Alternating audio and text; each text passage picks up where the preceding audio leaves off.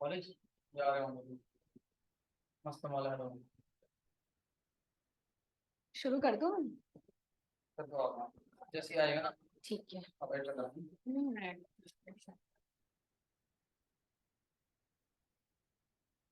तो कल हमने गांधीयन एरा स्टार्ट कर दिया। After we started, now we will begin with the non corporation movement. Non corporation movement Gandhi ji ने शुरू इसलिए किया था बिकॉज अब उनका भी एक, ही wanted to mix all the क्या कहते हैं प्रैक्टिसेस जो मॉडरेट्स ने लेकर के आई थी, एक्सट्रीमिस्ट ने लेकर के आई थी, और थोड़ा बहुत रिवोल्यूशनरी जो लोग थे उनकी सारी प्रैक्टिसेस को ये मिक्स करके एक न्यू हाइब्रिड वर्जन निकाल रहे थे। ठीक है, जिसकी वजह से क्या होता है, गांधी जी ने भी अब ये ठान लिया था कि we will go for non corporation movement. ठीक है, लिखो programmes of the non corporation movement.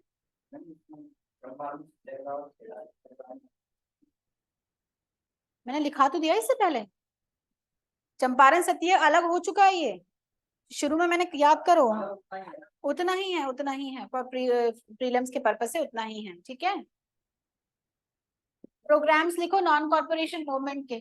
Programmes of non corporation movement started by Gandhi ji. पहला था boycott of British educational institutions, boycott of British educational institutions.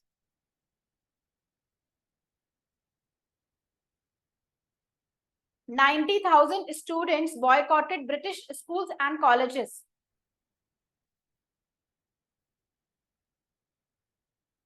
$90,000 students boycotted British schools and colleges.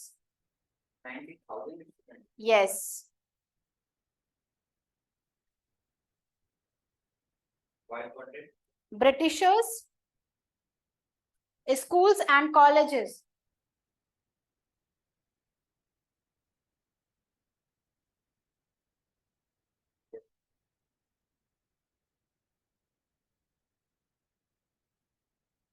Boycott of British goods, especially the textiles. ये मैंने दूसरा है। Obviously दूसरा point होगा ना, boycott of the British goods, especially the textiles, क्योंकि अब textile की जगह गांधी जी ने क्या इंट्रोड्यूस करा दिया था, चरखा, स्पिनिंग व्हील।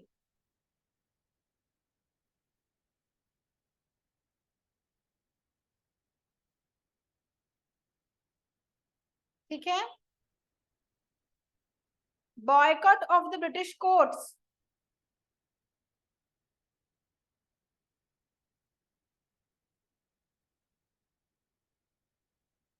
ब्रिटिश कोड मतलब तो फिर वो जैसे कि प्रॉब्लम होगी तो नहीं जा रहा है। नहीं जाना है, हम आपस में सॉल्व कर लेंगे, हमें आपका कोई वो नहीं चाहिए उसमें।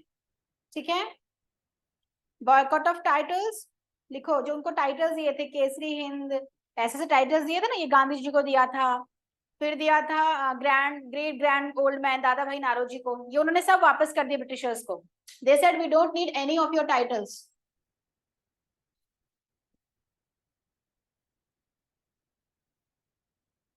ठीक है, then boycott of legislatures. So I have started with non corporation movement. Shubham? Yes ma'am.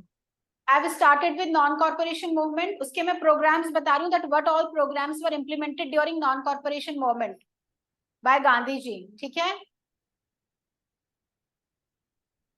okay. Boycott of the legislature. अब क्या हुआ, because of the non-corporation movement, 5 February 1992 को एक चोरी चोरा इंसिडेंस हो जाता है। 1992 में चोरी चोरा, लिखो इसे, in 1992 चोरी चोरा incidents took place where 22 policemen died and villagers were attacked, जिसकी वजह से Gandhi ji have to withdraw this movement. 22 yes. and villagers died, जिसकी वजह से गांधी जी को ये जो नॉन कॉर्पोरेशन मूवमेंट है इसे विड्रॉल करना पड़ा. ठीक है. अब लिखिए, डेवलपमेंट हैपेंड बिटवीन 1922 टू 30. 1922 से 1930 तक काफी सारे डेवलपमेंट हमें देखने को मिले. लिखो, development between 1922 to 1930. Development between 1922 to 1930. सबसे पहला है स्वराज पार्टी का फॉर्मेशन हुआ था. फॉर्मेशन ऑफ स्वराज पार्टी इन 1922. दूसरा है विजिट ऑफ साइमन कमीशन इन 1927. 22 था हम्म. स्वराज पार्टी. हाँ, दूसरा साइमन कमीशन का विजिट 1927. थर्ड है नेहरू रिपोर्ट 1928.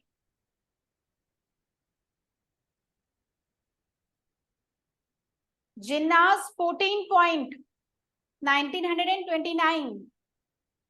कौन जिन्नास? 14 पॉइंट्स.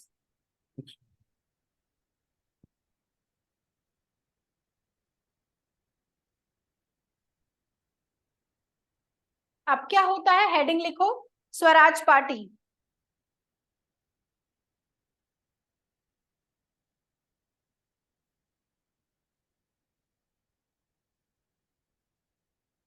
अब जब नॉन कॉर्पोरेशन मूवमेंट सस्पेंड होता है तो लोग गांधी की लीडरशिप को डाउट करने लगते हैं. ठीक है. As the non corporation movement ended, people start doubting the capability of Mahatma Gandhi. As a result दो ग्रुप फॉर्म हो जाते हैं. महात्मा गांधी के खिलाफ दो ग्रुप फॉर्म हो जाते हैं. एक बोलते हैं, जिन्हें बोलते हैं एंटी चेंजर्स. लिखो, after the failure of Swaraj party, people started doubting Gandhian leadership. As a result, after the failure of Swaraj Party, sorry, non-corporation movement. After the failure of non-corporation movement,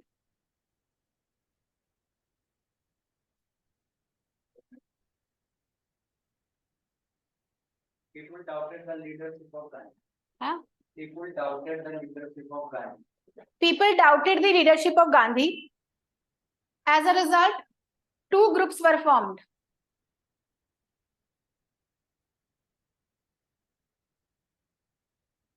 Anti-changers and pro-changers.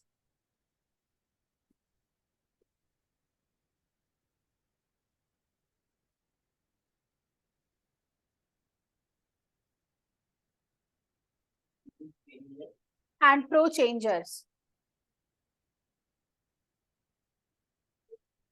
Anti-changers के leaders लिखो, सरदार वल्लभ भाई पटेल,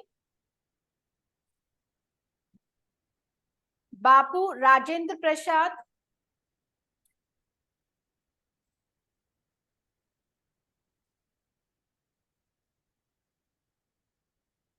बापू राजेंद्र प्रसाद, सी राजगोपालाचारी.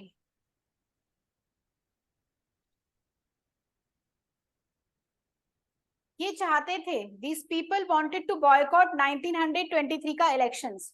ये चाहते थे कि 1923 के जो elections हो वो ना हो. जो आपके एंटी चेंजर्स थे, they do not want to have to let the elections of 1923. ठीक है. सेकंड थे आपके प्रो चेंजर्स.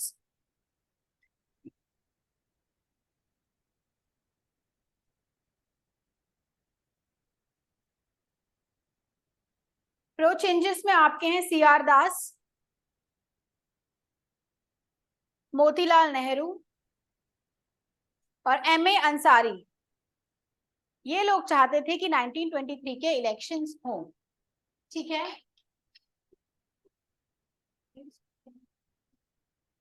मैम इनके तो अपने ग्रुप बन रहे थे बार बार, तभी तो ये थोड़ा सा दिक्कत है. हाँ, अब यही है ना कि गांधी जी की लीडरशिप को अभी लोग डाउट करने लग गए थे।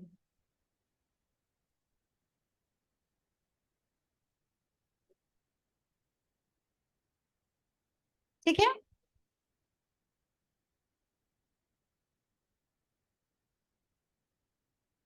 अब लिखो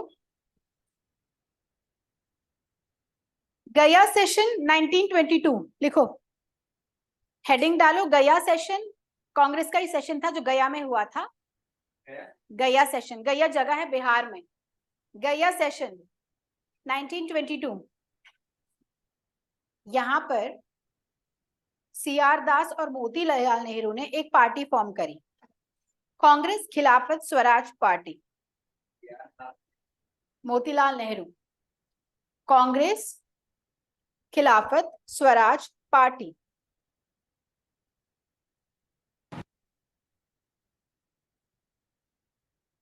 ठीक है, कांग्रेस खिलाफत स्वराज पार्टी, ये वन वर्ड है जो बीच बीच में मैंने ऐसे लिखे है ना अपना साइड करके, ये मैं तुम्हें दे रही हूँ बीच बीच में, इसको लिख दो, काम आएंगे। ठीक है कांग्रेस खिलाफत स्वराज पार्टी। यार, हाँ। अब लिखो event responsible for the launch of non corporation movement, heading डालो, events responsible for the launch of non corporation movement.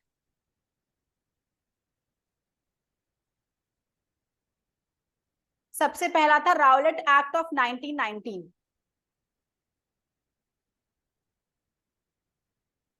थोड़ा जल्दी जल्दी लिखा करो, राउलेट एक्ट ऑफ 1919। इसमें ब्रिटिशर्स ने ये एक्ट लाया था कि ब्रिटिश पुलिस को ये पावर थी, वो किसी को भी अरेस्ट कर सकते हैं विदाउट एनी वारंट। ठीक है, पहला रीजन था ये, राउलेट एक्ट ऑफ 1919। सेकंड है जलियांवाला बाग मैसेकर, 20,000 पीपल जो थे जलियांवाला बाग में मारे गए थे बाय द ब्रिटिशर्स, क्योंकि उन्होंने वहां पर एक गैदरिंग करके रखी थी। फाइन, यस, ये कब हुआ था? ये हुआ था 1919 में ही, सेम ईयर, लेकिन इसका जो मंथ था वो अप्रैल था। ठीक है, फाइन। तीसरा रीजन था गवर्नमेंट ऑफ इंडिया एक्ट 1919,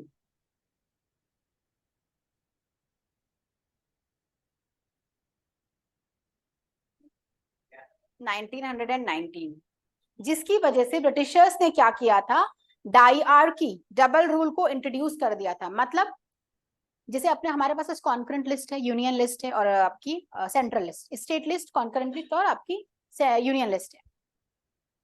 अब ब्रिटिशर्स ने क्या करा, प्रोविंस में ऐसे दो सब्जेक्ट बना दिए, ट्रांसफर्ड और रिजर्व्ड। ठीक है, जो आपके रिजर्व्ड थे, जो इंपॉर्टेंट थे, फाइनेंस हो गया, रेवेन्यू हो गया, ये तो अपने पास रख दिया, और ट्रांसफर दे दिए लेजिस्लेचर इंडियंस को।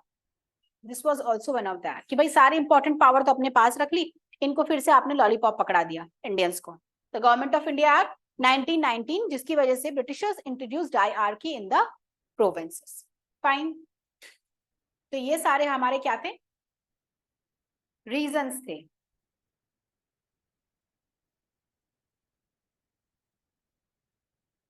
एक और इसका रीजन था खिलाफत मूवमेंट।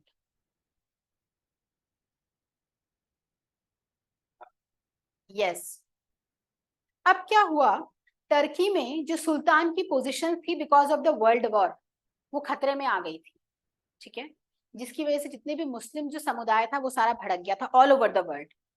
और गांधी जी ने इस समय क्या किया, मुस्लिम्स को सपोर्ट किया कि जो वर्ल्ड वॉर के तहत जो टर्की के जो इतने सालों से रूलर हैं उनकी जो कुर्सी छीन जा रही, दिस इज नॉट राइट।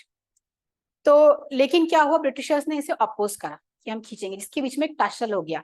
तो गांधी जी ने मुस्लिम्स को बोला कि मैं अपनी नॉन कॉर्पोरेशन मूवमेंट में तुम्हारा ये वाला पार्ट भी इंट्रोड्यूस करूंगा कि तुम्हारे साथ जो टर्की में हो रहा है मुस्लिम लीडरशिप के साथ, वो गलत हो रहा है।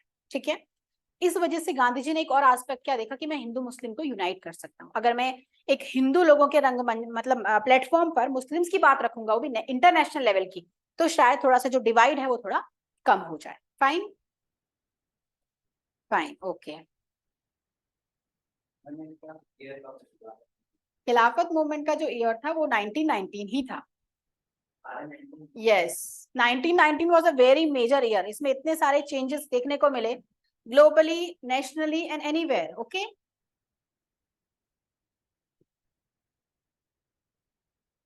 फाइन। अब क्या होता है, मैंने तुम्हें बताया स्वराज पार्टी का फॉर्मेशन हो गया। अब होते हैं 1923 में इलेक्शंस। ठीक है, लिखना चाहो लिख सकते हो, और नहीं लिखना चाहो तो तुम्हारी मर्जी है, रिकॉर्डिंग है, तुम सुन भी सकते हो। 1923 में हो जाते हैं इलेक्शंस।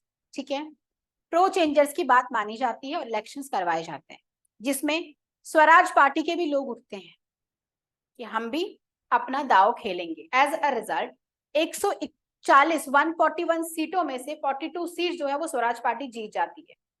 ठीक है, फाइन। जिसके प्रेसिडेंट बन जाते हैं विठल भाई जे Patel. In 1923 elections, Swaraj Party won by getting 42 seats out of 141, and the presidentship was given to Vitthal Bhai J Patel. ये 42 सीट्स के प्रेसिडेंट ना? Yes, इन 42 सीट को जो आप क्या बोलेंगे गवर्न करेंगे, वो कौन करेंगे? विठल जे भाई पटेल बताएंगे अब किसको कहाँ पे आना है। ठीक है, स्वराज पार्टी की एक और सक्सेस थी, they also fight against dyarchy in the province. ठीक है,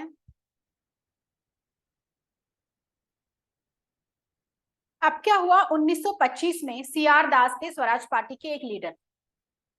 1925 में इलेक्शंस चल ही रहे होते हैं, आप 1923 में आप सीट लेके आते हैं, लेकिन 2 साल बाद हो जाती है आपके एक बहुत प्रोमिनेंट लीडर की death. CR Das died in 1925, जिसकी वजह से क्या हुआ, जो स्वराज पार्टी थी वो फिर से टूट जाती है। As a result Swaraj party के जितने भी लीडर है वो फिर से कहाँ चले जाते हैं?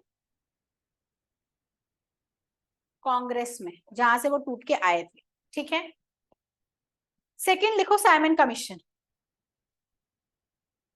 साइमन कमीशन को ब्रिटिशर्स भेजते हैं जब यहाँ पर बहुत सारा अपीवल चल रहा होता है, गांधी जी की बहुत सारी डिमांड्स बाहर जाती हैं ब्रिटिशर्स के पास कि हमारे साथ गलत हो रहा है, हमारे साथ अन्याय हुआ है। एज अ रिजल्ट क्या होता है, ब्रिटिशर्स एक कमीशन अपॉइंट करके भेजती है, जिसका नाम है साइमन कमीशन। साइमन कमीशन को यहाँ भेजा जाता है कि भाई इंडिया से इतना हल्ला आ रहा है, देखो जरा कुछ हो भी रहा है या नहीं। तो वो आती है सेंटर स्टेट रिलेशन को स्टडी करने। Simon commission came India to study centre state relationship. ठीक है,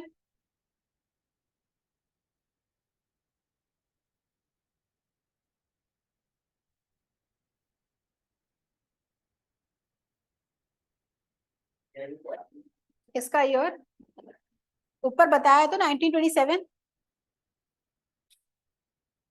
ठीक है, 1927। लेकिन जो ये कमीशन है इसको इंडियंस पूरा का पूरा बॉयकॉट करते हैं, क्योंकि it was a all white man commission. इसमें एक भी इंडियन नहीं था। एक तो तुम बाहर से 10 लोगों की कमेटी अपॉइंट करके भेज रहे हो जिसमें सारे व्हाइट हैं, और स्टडी कराना चाह रहे हो तुम इंडिया के रिलेशनशिप। इसकी वजह से इसको इंडिया ने क्या किया, इंडियंस डिक्लाइन और this white man commission as a whole. ठीक है, यस। लेकिन फिर भी क्या होता है, साइमन कमीशन अपनी रिपोर्ट जो है बना बुना के रफ टफ जो भी रिपोर्ट बनती है उसे सबमिट कर देता है। ठीक है,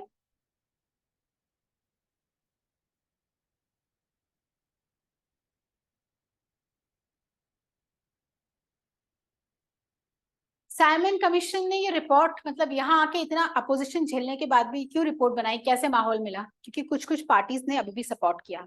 किसने? B R Ambedkar. यह आता है which of the party submit, वो क्या बोलते हैं, सपोर्टेड साइमन कमीशन। लिखो बी आर अम्बेडकर,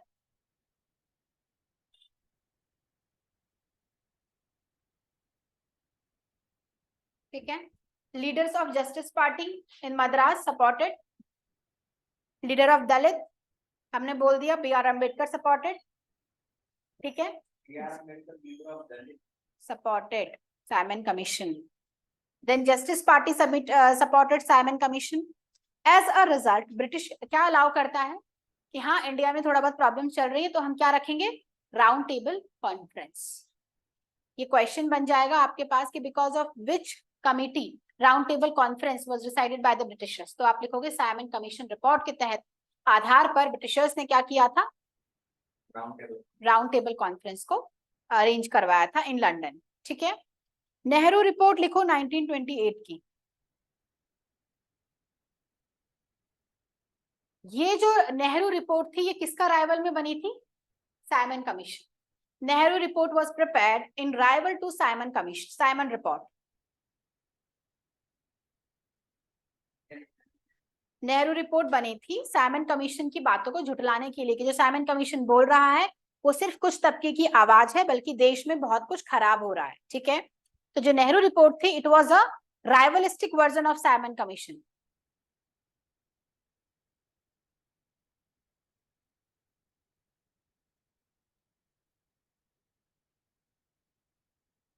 पॉइंट्स लिखो in the report, Nehru report के पॉइंट्स लिखो।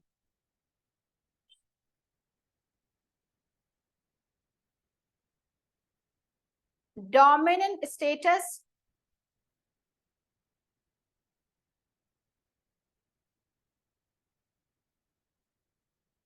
Yes. 19 fundamental right for every citizen, हमें ये चाहिए जो साइमन कमीशन बोल रही है, हमें वो नहीं चाहिए, हमें ये चाहिए। ठीक है, bicameral legislature at both centre and state level, linguistic provinces, ये क्वेश्चन बन जाते हैं इससे, प्लीज ध्यान से पढ़िएगा। Linguistic provinces, bicameral legislature at both centre and the state, विधानसभा और विधान परिषद, सेंटर स्टेट दोनों जगह चाहिए हमें। विधानसभा विधान परिषद की बात जो है नेहरू रिपोर्ट ने करी थी। बायकैमरल, दो हाउस को बोलते हैं ना बायकैमरल लेजिस्लेचर। लिंग्विस्टिक प्रोविंसेस, भाषा के आधार पर आप क्या कीजिए, राज्यों को बांटिए। Linguistic provinces, federal system, residuary powers shall be given to center,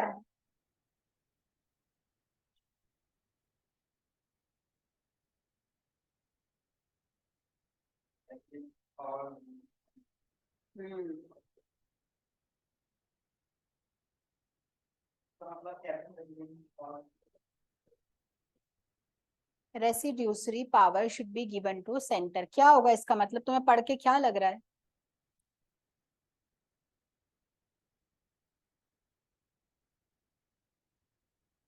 important power सारी सेंटर को दी जाएं। सेंटर क्या मांगेगा? सेंटर, सेंटर यही तो मांगेगा कि मुझे ज्यादा पावर दी जाए। ठीक है, yes.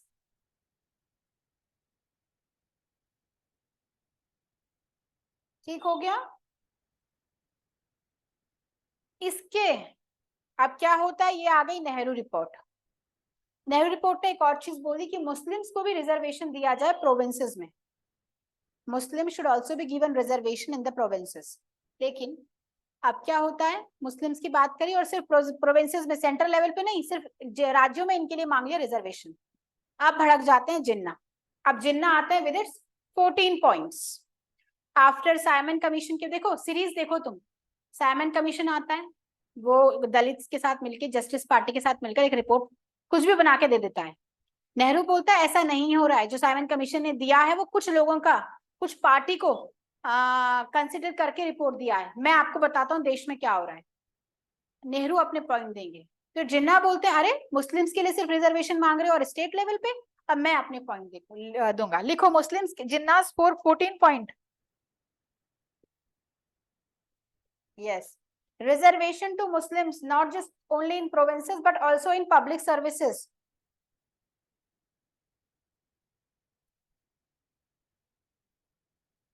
Reservation For Muslims, not only in provinces, but also in public services. Second point, लिखो separate electorate to Muslims.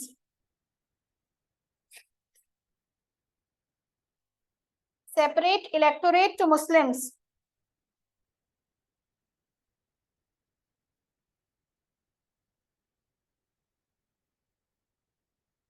Complete religious freedom to Muslims.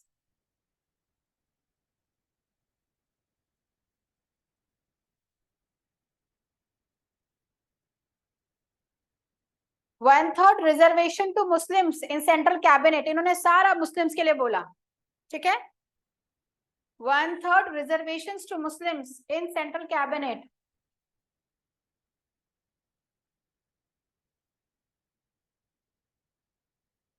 अब लिखिए आप, Lahore session of Congress 1929 new point, Lahore session of Congress 1929 new point, new heading. Jinnah point खत्म हो गया है, हाँ 14 points तो सब मुस्लिम्स के लिए था, बट ये इंपॉर्टेंट पॉइंट है जो क्वेश्चंस जो पेपर में आएंगे। 14 पॉइंट का मतलब क्या है, फालतू की बातें, और कि अब हम मुस्लिम्स हैं, हमें यहाँ पे ये अधिकार चाहिए, हमें खाना, मतलब ये इन जो 4 पॉइंट्स ने तुम्हें दिए इन सब में हो गया क्रिप्स सारे 14 पॉइंट्स का, ठीक है। कि अब कैसा भी क्वेश्चन आ जाए तुम इन 4 पॉइंट्स से उसे डिकोड कर सकते हो, ठीक है। अब लिखिए नेक्स्ट हेडिंग है Lahore session of Congress 1929। Lahore session of Congress ने राउंड टेबल कॉन्फ्रेंस जो रखी गई थी कहाँ, लंदन में, आफ्टर साइमन कमीशन, इसे बॉयकॉट किया। बॉयकॉट ऑफ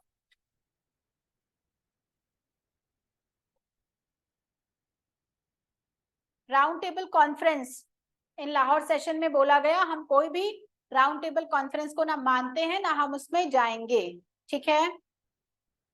संपूर्ण स्वराज रिजोल्यूशन,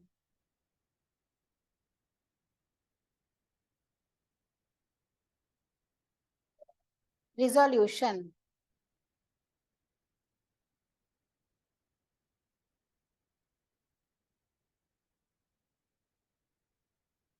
26 जनवरी 1930 को संपूर्ण स्वराज रिजोल्यूशन बोला गया, इसीलिए बोला गया कि ये दिन अब हम रिपब्लिक डे के तौर पर मनाएंगे। लाहौर सेशन में ये डिसाइड हुआ कि 26 January will be treated as our republic day, क्योंकि 26 जनवरी 1930 को क्या हुआ, संपूर्ण स्वराज रेजोल्यूशन पास हुआ, ठीक है।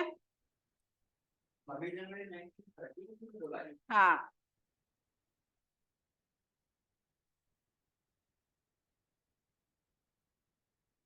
लाहौर सेशन में कांग्रेस पार्टी के लीडर्स ने गांधी जी को रिक्वेस्ट करा कि गांधी जी आप आइए और एक मास मूवमेंट अरेंज कीजिए, क्योंकि जो हालात हैं वो बिगड़ते जा रहे हैं, जिसकी वजह से उस मास मूवमेंट का नाम दिया गया सिविल डिसओबीडियंस मूवमेंट, ठीक है।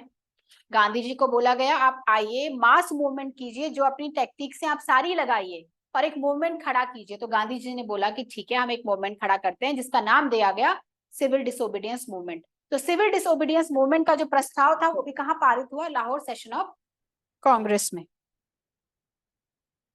ठीक है। अब आप हेडिंग डालिए सिविल डिसओबीडियंस मूवमेंट।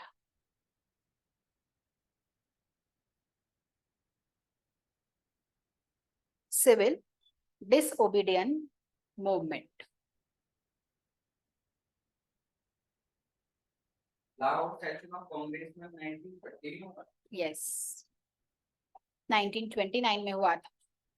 1929 एक साल चलता है ना, 1929 से 1930 तक चला था ये लाहौर सेशन, फाइन। इसमें सारे हमारे हमने बता दिया, इसमें संपूर्ण स्वराज का रेजोल्यूशन पास हुआ, इसमें गांधी जी को मास मूवमेंट का रिक्वेस्ट करा गया, जिसकी वजह से गांधी जी ने कहा कि ठीक है मैं लीड करूंगा, और जिसकी वजह से कौन सी मूवमेंट आती है आपकी, सिविल डिसोबीडियंस मूवमेंट। लिखिए सिविल डिसोबीडियंस मूवमेंट आई थी 2 फेज में, फेज 1 चला था 1930 से 1931 तक, 1930 से 1931 तक, फेज 1 1930 से 1931 तक, यस। फेज 2 चला था 1932 से 1933 तक, 1932 से 1933 तक,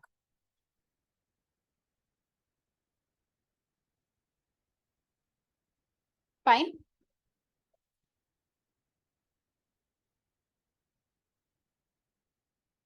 इसमें फेज 1 में क्या होता है, कांग्रेस की जो वर्किंग कमेटी है ये गांधी जी से मिलती है साबरमती आश्रम में इलाहाबाद में, which is the residence of Gandhi ji, to discuss कि हम सिविल डिसोबीडियंस मूवमेंट को आगे किस तरीके से चलाने वाले हैं, ठीक है। यहाँ पे कमेटी ने और गांधी जी ने क्या डिसाइड किया कि हम we will break the salt law, salt satyagraha चलाएंगे। अपना नमक खुद बनाएंगे। ब्रिटिशर्स हमें हमारे को नमक नहीं देंगे, ना इनका हमारे नमक पे कोई राइट है। अपने आप जाएंगे और अपना नमक हम खुद बनाएंगे। ठीक है,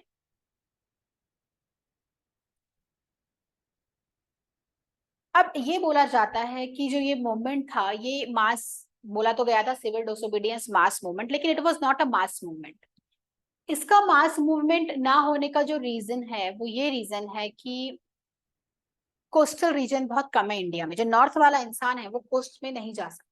ठीक है, तो इसकी जो लिमिटेशंस हम ये बोलते हैं, इट वाज लिमिटेड, कि सब लोग इसे अटेंड नहीं कर पाए थे बिकॉज सब लोग कोस्टल रीजन से बिलोंग नहीं करते। ठीक है, अगर कभी लिमिटेशंस पूछते हैं तो आप इसमें ये लिख सकते हैं कि इसको हम as a whole mass movement इसलिए भी नहीं बोलेंगे क्योंकि कोस्टल रीजन जो है आपका वो सिर्फ साउथ के पास आता है। एवरी नॉर्दर्न इंडिया में कोस्टल रीजन नहीं। ठीक है,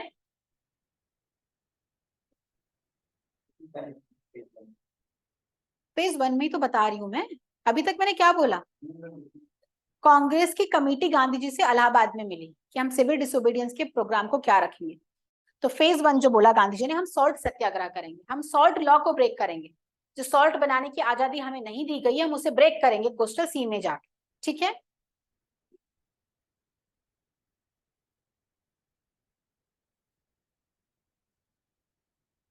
इस ही फेस मूवमेंट, हाँ बोलो। यस, इस ही अब आगे इसी फेज 1 के अंदर क्या हुआ, गांधी जी ने इरविन, उस समय थे लॉर्ड इरविन, उनको भेज दिया अपना अल्टीमेटम, 11 पॉइंट का अल्टीमेटम कि देखिए अभी तो हमने धीरे धीरे सॉल्ट तोड़ा, अभी हम बहुत सारा कुछ और लॉ भी तोड़ सकते हैं।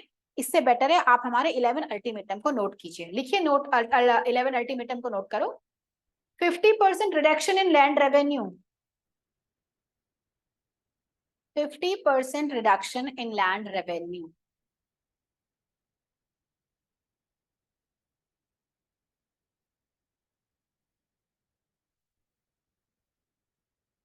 %50 reduction of defense expenditure,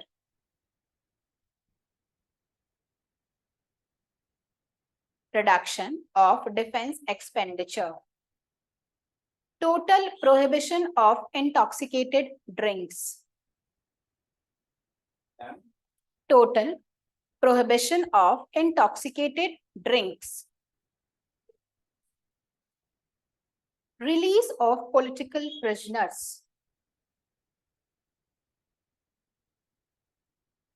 release of political prisoners,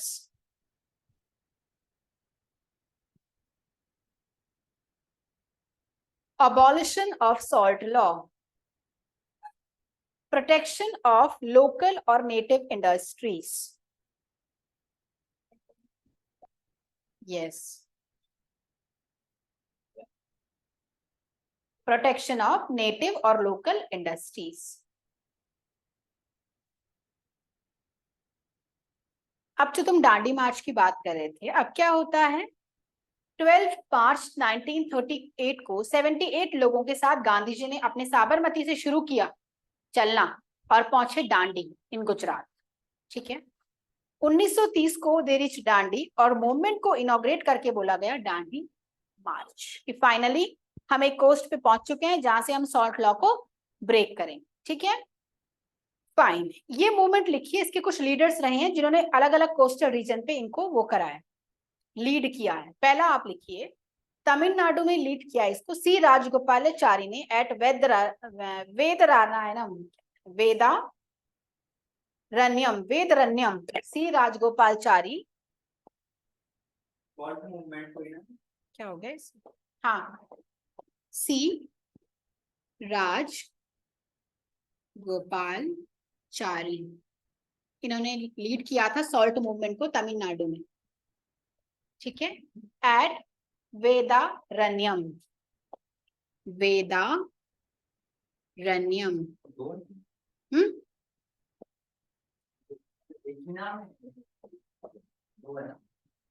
क्या ये वेदा, एक है वेदारण्यम।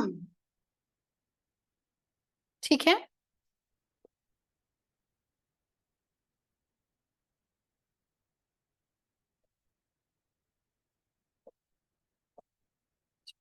ठीक है, कैलकटा में कैलीकट के कोस्ट पे इसे लॉन्च किया था के केलप्पन,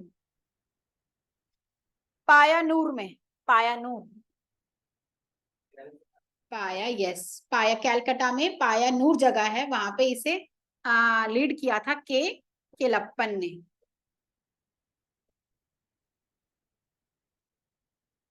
के केलप्पन ने लीड किया था इसे, ठीक है।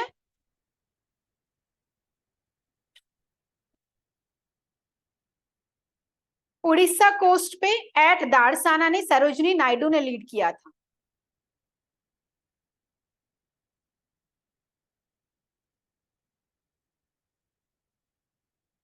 ठीक है।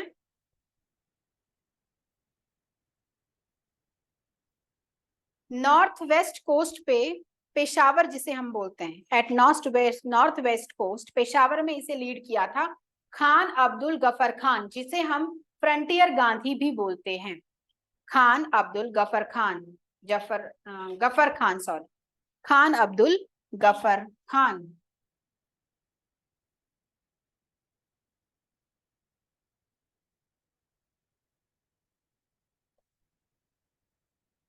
खान अब्दुल गफर खान।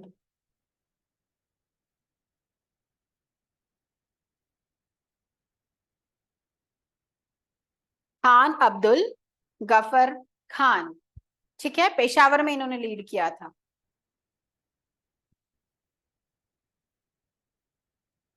और खान अब्दुल गफर खान को भारत रत्न भी मिला है।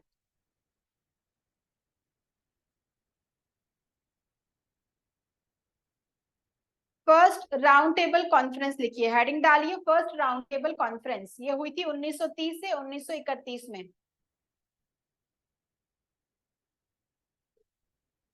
हम्म 1930 से 1931 तक। मैम तो ये अल्टीमेटम दिया था गांधी जी ने इरविन को, हाँ, इसी को इरविन पैक्ट बोलते हैं। यस, ना इसको इरविन पैक्ट नहीं बोलते, अभी पैक्ट हुआ नहीं है, हाँ अभी नहीं होगा, ये राउंड टेबल कॉन्फ्रेंस की बात है। ये मतलब गांधी जी ने अपनी तरफ से अपनी पॉइंट बताए कि भाई तुम राउंड टेबल कॉन्फ्रेंस तो कर रहे हो, लेकिन उसका फायदा तभी होगा जब हमारी ये सब चीजें मीट करी जाएंगी, ठीक है। फर्स्ट राउंड टेबल कॉन्फ्रेंस में मुस्लिम लीग से अटेंड ऑब्वियसली गए थे अपने जिन्ना जी, आगा खान गए थे, ठीक है। इंडिया से गई थी Indian liberal federation Surendra Nath Banerjee, और अंबेडकर गए थे as a representative of Dalits. ये क्वेश्चन बन जाता है। जिन लीग से गए थे। यही मोहम्मद अली जिन्ना और आगा खान, यस। इंडिया से गए थे इंडियन लिबरल फेडरेशन के लीडर सुरेंद्र नाथ बैनर्जी और तेग बहादुर साहब सप्रू। इंडियन फेडरल के लीडर, इंडियन लिबरल फेडरेशन के लीडर क्या बोला मैम? तेग बहादुर सप्रू गए थे, और सुरेंद्र नाथ बैनर्जी, तेज बहादुर सप्रू और सुरेंद्र नाथ बैनर्जी, ये दो गए थे इंडियन लिबरल फेडरेशन की तरफ से। और आपके बी आर अम्बेडकर गए थे as a representative of Dalits.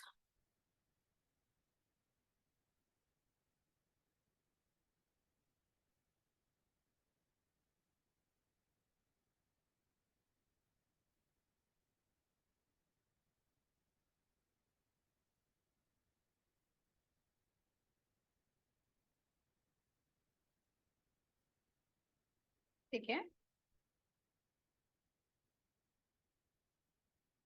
16 delegates थे from princely state, 16 delegates from princely states.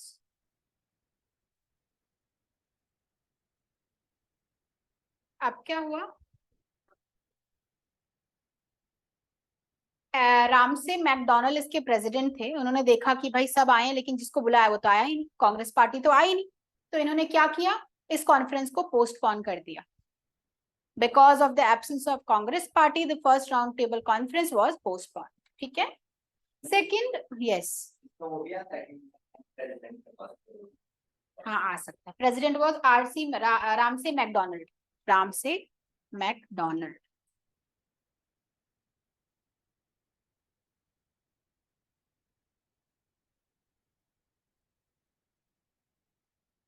Ram से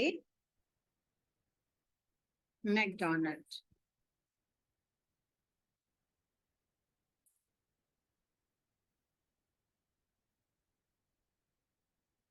ठीक है, सेकेंड राउंड टेबल कॉन्फ्रेंस लिख लिए 1931।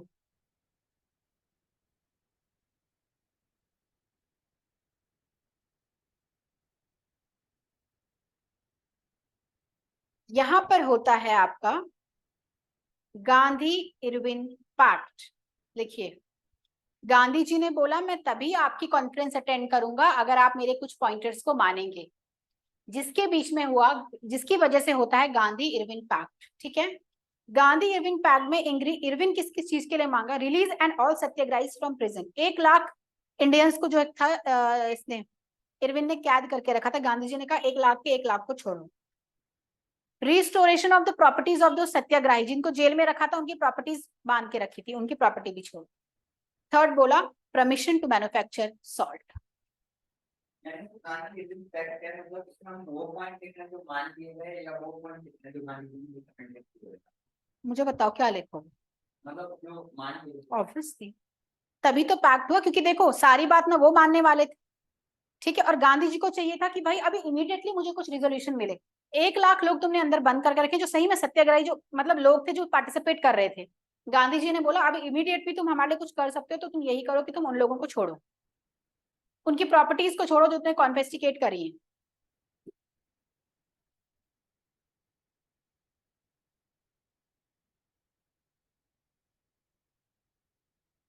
दो पॉइंट यस, इसमें तो कहते हैं कि गांधी इरविन पैक्ट के टाइम अगर गांधी जी चाहते थे भगत सिंह तो भी मतलब फांसी से लेकिन वो एक्चुअली भगत सिंह, अब देखो ना क्या था, उन्होंने बॉम्ब फेंका था। दैट वाज नॉट अ छोटा चीज।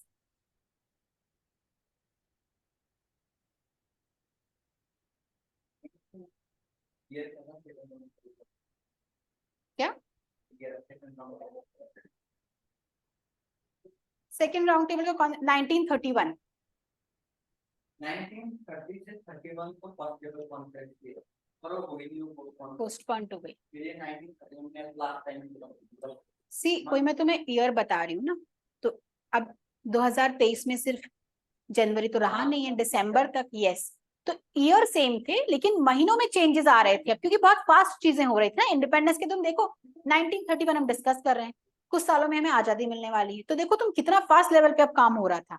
ठीक है, मैम ये सेकंड टेबल कॉन्फ्रेंस 1931 है ना, तो इसमें गांधी जी को बुलाने के लिए गांधी इरविन पैक्ट साइन किया साइन हुआ था। गांधी जी ने बोला था मैं सिविल डिसोबीडियंस मूवमेंट को विड्रॉ करता हूँ और मैं जाऊंगा अब second round table conference attend करने, क्योंकि तुमने मेरी कुछ बातें मान ली है। ठीक है, अब लिखिए हेडिंग डाल के Karachi session of Congress March 1931। Ma'am ये इसमें सेकेंड राउंड टेबल कॉन्फ्रेंस में सिर्फ ये गांधी पैक्ट ही आएगा? क्या? सेकेंड राउंड टेबल कॉन्फ्रेंस में सिर्फ गांधी इरविन पैक्ट आएगा? yes yes yes, that was one of the most important thing ना about second round table conference। Ma'am ये जो गांधी इरविन पैक्ट है वो सिर्फ 1 लाख इंडियंस पर फोकस्ड है जो कि प्रिजनर्स है।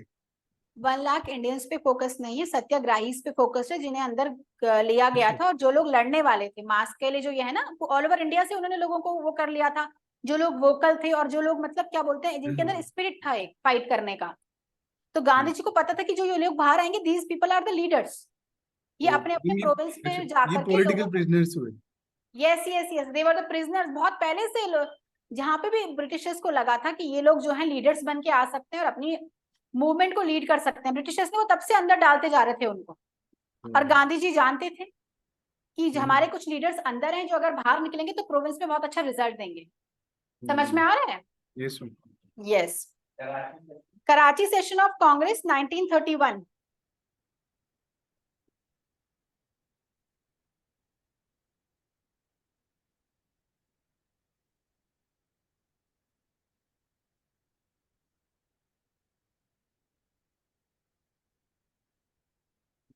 में एक साथ चल रही हाँ जी,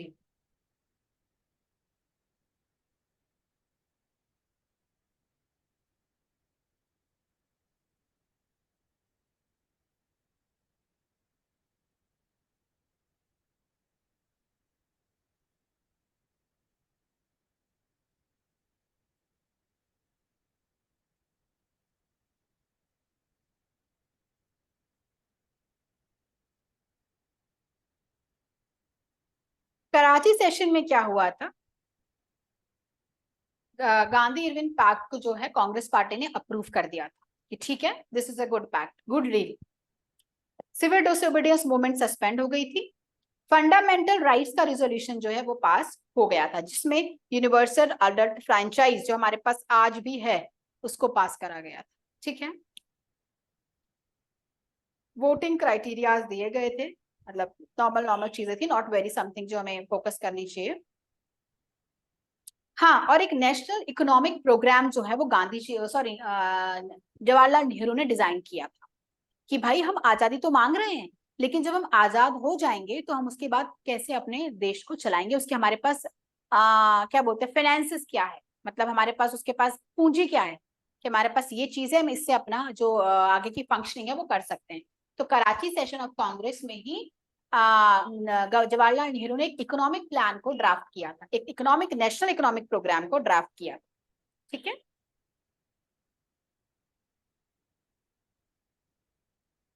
जिसमें उन्होंने बताया था कि अगर हम वर्कर्स रखते हैं तो उनके लिमिटेड वर्किंग राइट्स रखेंगे, उन्हें कुछ लिविंग वेजेस देंगे। ठीक है, स्टेट का कंट्रोल रखेंगे ओवर इंडस्ट्रीज हो गया, माइंस हो गया, ट्रांसपोर्ट हो गया। मतलब अगर तुम्हारे पास ये क्वेश्चन एग्जाम में आता है कि नेशनल इकोनॉमिक पॉलिसी में जवाहरलाल नेहरू ने क्या पॉइंट रखे थे, तो तुम्हारा दिमाग वहां पे ऐसा काम करना चाहिए, it should not be like a dump. तुम्हें पता है कि अगर इकोनॉमिक पॉलिसी की बात कर रहे होंगे तो किस क्या बात कर रहे होंगे, कि हमें लेबर लॉस की बात कर रहे होंगे, एग्रीकल्चर की बात कर रहे होंगे, इंडस्ट्रीज की बात कर रहे होंगे। तो ये सब you can get the idea from the particular aspect जो कंट्री की बैकग्राउंड स्टोरी चल रही थी। ठीक है,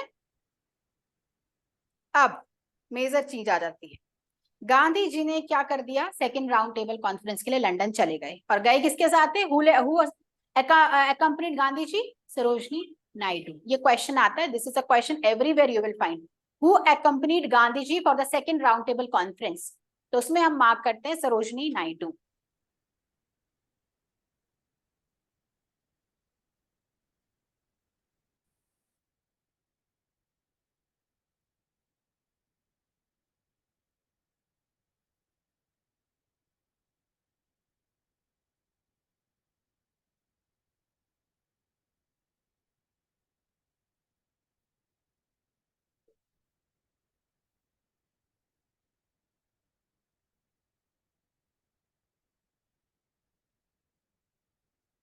अभी क्या होता है सेकंड राउंड टेबल, क्योंकि फर्स्ट राउंड टेबल में ऑलरेडी बी आर अम्बेडकर जा रखे हैं अपने दलित का रिप्रेजेंटेशन पे।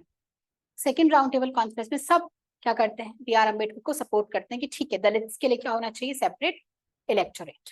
सबसे पहली चीज सेकंड राउंड टेबल में कॉन्फ्रेंस में जाते ही जो हुई, support to B R Ambedkar for the separate electorate to the Dalits. ठीक है,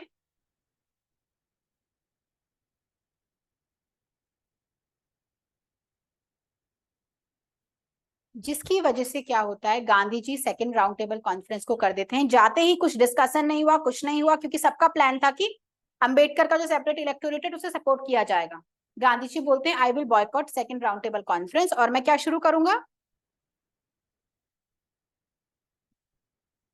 सिविल डिसोबीडियंस मूवमेंट दोबारा से। ठीक है, जिसकी वजह से गांधी जी को यवर्धा जेल पुणे में डाल दिया गया। जब वो इंडिया लौटे, उन्हें कहा गया आपने इतना खर्चा कराया, आपकी वजह से गांधी इरविन पैक्ट भी हुआ, आपने हमारी बात भी नहीं मानी, और इसकी वजह से गांधी जी को कहाँ भेज दिया गया, Yerwada jail Pune, when he boycotted the second round table conference. ठीक है,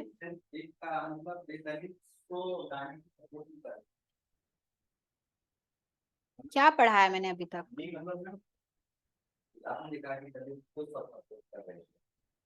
सब सपोर्ट कर रहे थे, वो ब्रिटिशर्स थे और पार्टीज थी। गांधी जी को पता था मेरे देश का जो हाल हुआ है वो किस वजह से हुआ है। सेपरेट इलेक्टोरेट का क्या मतलब समझे तुम, कि दलित को दलित ही वोट देंगे, उनको कर दिया ना अलग, अब दलित को बोल दे कि तुम इनसे अलग हो। दलित के मन में ऑलरेडी उथल पुथल थी कि हमें ब्राह्मण से एक्सप्लॉइट किया है, अभी हिंदू मुस्लिम तो चल ही रहा था, अब दलित का भी बीच में वो डाल दिया। तो गांधी जी तो बेचारे हरि के जन, उन्होंने नाम दिया था हरिजन। ठीक है, तो when ever you portray something in your mind ना, एक चीज ध्यान हमेशा रखो कि जो हम बोल रहे हैं हमने क्या अभी तक पढ़ा, समझ रहे हो पंकज। अब गांधी जी तुम सोच रहे हो सपोर्ट नहीं कर रहे हैं, उनका रीजन देखो, उन्होंने कहा भाई मेरे को क्यों बुलाया गया, जब तुम्हारा सहमति बनी हुई थी कि तुमने बी आर अम्बेडकर की बात सुनी, मुझे क्यों बुलाया गया, क्योंकि मैं दलित का रिप्रेजेंट, मैं इंडियंस का रिप्रेजेंटेटिव हूँ, उस इंडियंस में दलित भी आते हैं, ब्राह्मण भी आते हैं, नॉर्थ साउथ वेस्ट ईस्ट सब जगह के लोग आते हैं, ठीक है, दैट इज वाई। और उसकी वजह से उन्हें जेल में डाल दिया गया। अब क्या हुआ, गांधी जी ने यरवर्धा जेल में जाके कर दिया fast unto death. Gandhi ji ने बोला कि सेपरेट इलेक्टोरेट नहीं होगा। Yes, Pune, I will fast unto death. Gandhi ji ने बोला मैं ये बात बिल्कुल नहीं मानूंगा कि हमारे जो देश में है वो कम्युनल अवार्ड्स होंगे या कम्युनल राइट्स होंगे। समझ में आई तुम्हें बात?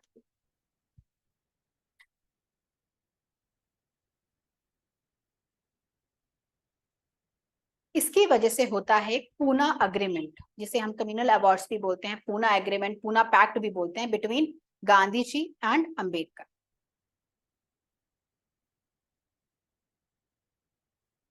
गांधी और अंबेडकर के बीच में पूना पैक्ट में बोला गया कि दलित के लिए कोई सेपरेट इलेक्टोरेट नहीं होगा। समझ में आया? कोई भी सेपरेट इलेक्टोरेट की बात नहीं होगी। ये कहाँ डिसाइड हुआ? पूना पैक्ट में, जब यरवर्धा जेल में जाके गांधी जी ने फास्ट अनटू डेथ करा।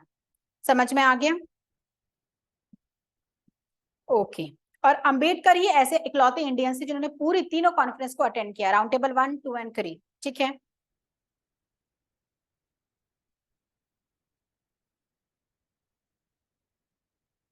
हाँ,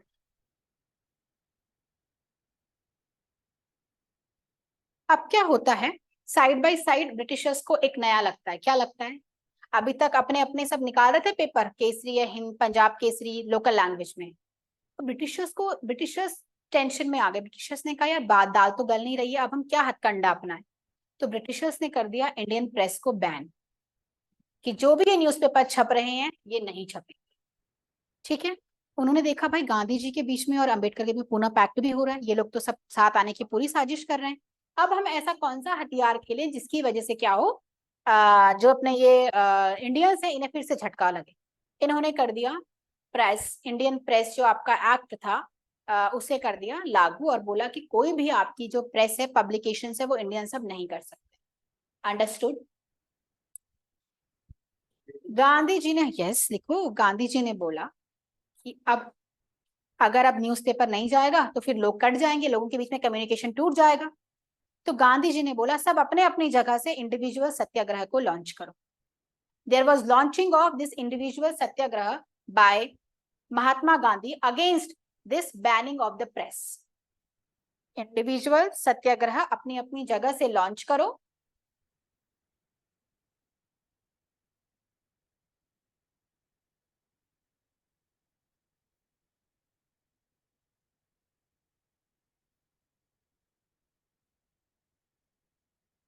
समझ में आया?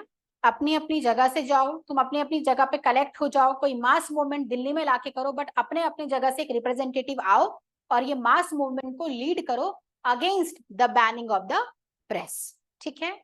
यहाँ पर हमारा हो जाता है आज का लेक्चर सिविल डिसोबीडियंस तक खत्म। और कल हम प्रोसीड करेंगे, कल नहीं, नेक्स्ट टाइम जो हमारी क्लास होगी हम प्रोसीड करेंगे क्विट इंडिया मूवमेंट पे, द फाइनल मूवमेंट, ठीक है। आई वॉन्ट यू पीपल कि हमारे पास जो भी लास्ट में थोड़ा बहुत टाइम बचे, just go for the revision as much as possible. जो भी अभी तक पढ़ा है क्वेश्चंस के लिए जाओ, रिविजन्स के लिए जाओ एज मच एज पॉसिबल, ठीक है। कुछ पूछना है तो पूछो। कल हम स्टार्ट करने वाले हैं क्विट इंडिया मूवमेंट, भारत छोड़ो आंदोलन।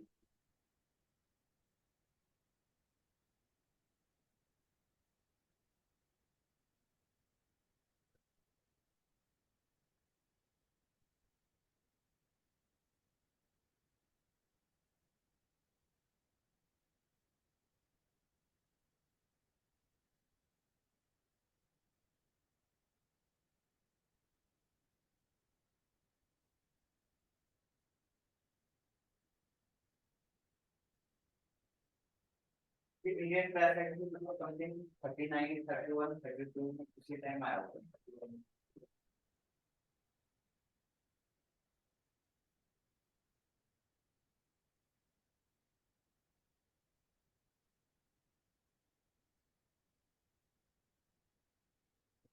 किसी को कुछ शुभम कुछ पूछना है?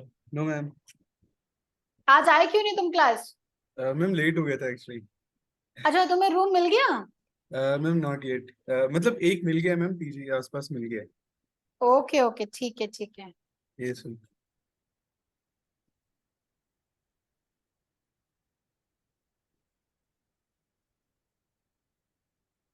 आज की क्लास में समझ आया what we have studied? Yes ma'am. Okay, any doubts? No ma'am. Good.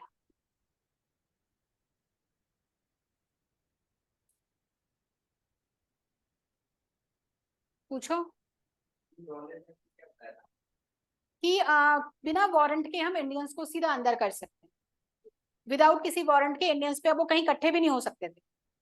ठीक है। मैम ये तो सेपरेट इलेक्टोरेट में जो ये बात हो रही है बार बार, जैसे ये दलित भी मांग रहे थे बी आर हाँ अम्बेडकर, तो हाँ हाँ, सेपरेट इलेक्टोरेट में एग्जैक्टली था क्या कि मतलब? सेपरेट इलेक्टोरेट का मतलब था कि अगर मैं दलित के लिए मांग रही हूँ तो दलित जो हैं, अगर कोई दलित इलेक्शन लड़ने उठेगा, for example I am a Dalit में उनको इलेक्शन, दलित ही वोट करेंगे? यस, मुझे सिर्फ दलित वोट ओके करेंगे। ओके। तो सी ब्रिटिशर्स का वो एजेंडा हमेशा से था कि इन्हें तोड़ा कैसे जाए।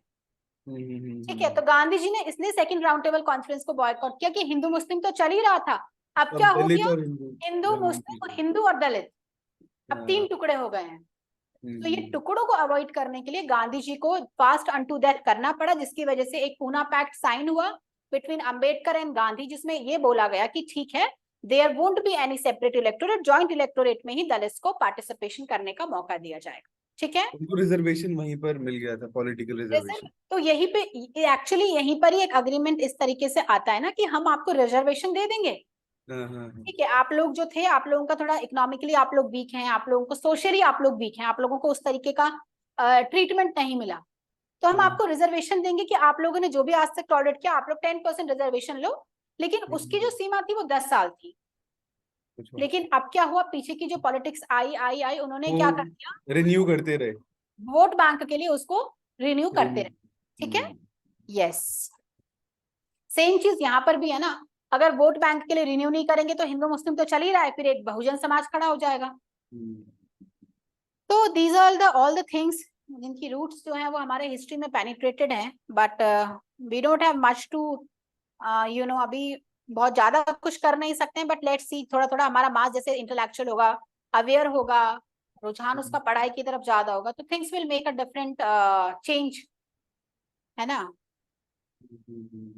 यस, सो नेक्स्ट क्लास में we will start with our quit India movement, Bharat छोड़ो आंदोलन जो हमें आजादी की तरफ ले जाएगा। ठीक है, उसके बाद as Shubham said we will try to do some revision. ठीक है, ताकि सबका, शुभम लेट आया था तो उसका भी रिवाइज हो जाए। एंड यस, फिर तुम लोग जितना हो सके प्लीज थोड़ा क्विक करो अपना, बिकॉज टाइम कम है, we have 1 month is nothing, और आपके पास 7-8 सब्जेक्ट हैं, है ना? तो just make your time a little bit वो, और do it. Thank you so much. Thank you ma'am. Yes.